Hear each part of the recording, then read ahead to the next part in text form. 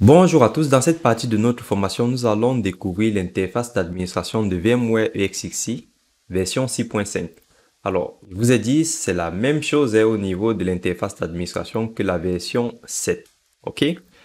Alors, vous avez les paramètres pour vous connecter depuis un navigateur. Donc, on peut se connecter en HTTP en utilisant bien sûr le nom de la machine ou en utilisant l'adresse IP.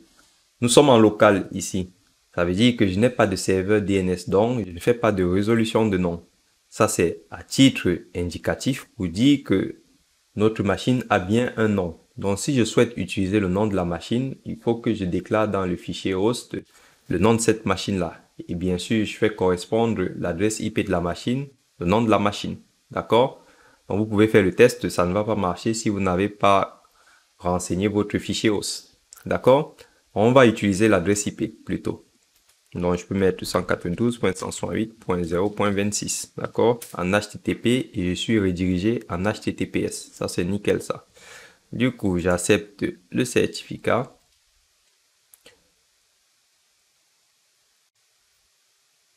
Donc, très bien. Nom d'utilisateur, c'est root, d'accord. Et là, on va mettre donc le mot de passe root. Voilà, je peux enregistrer.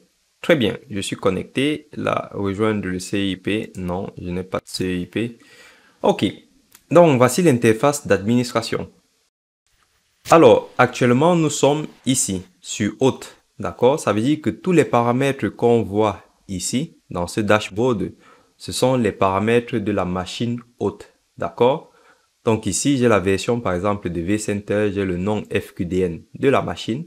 D'accord? J'ai des boutons d'action ici. Si je souhaite arrêter la machine hôte, ça sera ici. Si je voudrais la redémarrer, ça sera ici. Si je souhaite actualiser toutes les informations qui s'affichent ici, ça sera là. Et j'ai d'autres boutons d'action ici. On va par exemple retrouver les services. Par exemple, pour désactiver le shell, activer le shell de la console, ça sera ici. D'accord? Je peux gérer les autorisations ici.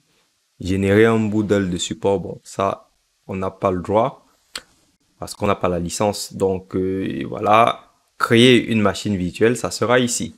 D'accord? On voit depuis combien de temps la machine est en service. D'accord? Et ici, on peut surveiller la charge du CPU, la mémoire, le stockage. D'accord? Au niveau matériel, on voit du coup la constitution de notre machine ici. Donc, par exemple, le fabricant, le modèle, le CPU, combien de CPU j'ai configuré sur cette machine, la mémoire. D'accord? Ici, vous avez la partie réseau. J'ai deux cartes réseau, donc une a une adresse IP. J'ai les serveurs DNS. L'IPv6 est activé. Je pense que je l'avais désactivé, mais bon, je vais le désactiver. Et ici, j'ai le nom du réseau. Donc ça, c'est la partie réseau virtuel. On va voir ça tout à l'heure. D'accord? Et là, j'ai le stockage. Donc, mon disque actuellement, il fait 100 gigas. Donc, il s'appelle Data Store. On peut aussi le voir ici. Alors, ce qu'il faudra retenir, c'est que lorsque vous allez créer vos machines virtuelles, vous allez les gérer ici, dans machine virtuelle. Lorsque vous allez créer vos disques virtuels, ça sera dans stockage que vous allez gérer les disques virtuels. Quand vous allez créer des interfaces virtuelles, ça sera dans mise en réseau. D'accord? Si je regarde ici, je vois mes deux interfaces que j'ai créées. D'accord? Je peux gérer les VLAN ici. OK? Ensuite, si je reviens sur hôte, donc au niveau de l'hôte, on a vu le matériel. Vous avez aussi la configuration. Vous avez par exemple ici l'état de vSphere en mode achat. Ce sont des paramètres que nous allons voir. Vous avez aussi vMotion qui est prise en charge, d'accord? Et vous avez ici des informations système, d'accord? On peut voir le résumé des performances ici, d'accord? Et là, si je voudrais voir les différents événements qui se sont passés, soit sur une machine virtuelle, soit sur la machine haute, ça sera ici, dans tâches récentes, d'accord? Je peux voir l'utilisateur qui est actuellement connecté sur l'interface d'administration, d'accord? Et là, j'ai d'autres boutons d'action, d'accord? Actualisation automatique, modifier le mot de passe. Je peux entrer dans les paramètres ici, d'accord? Donc, je peux modifier la langue, ok? Je peux me connecter en console à partir d'ici. Donc, on va voir comment on se connecte en console, restaurer les paramètres par défaut. Et là, j'ai aussi des boutons d'action dans l'aide.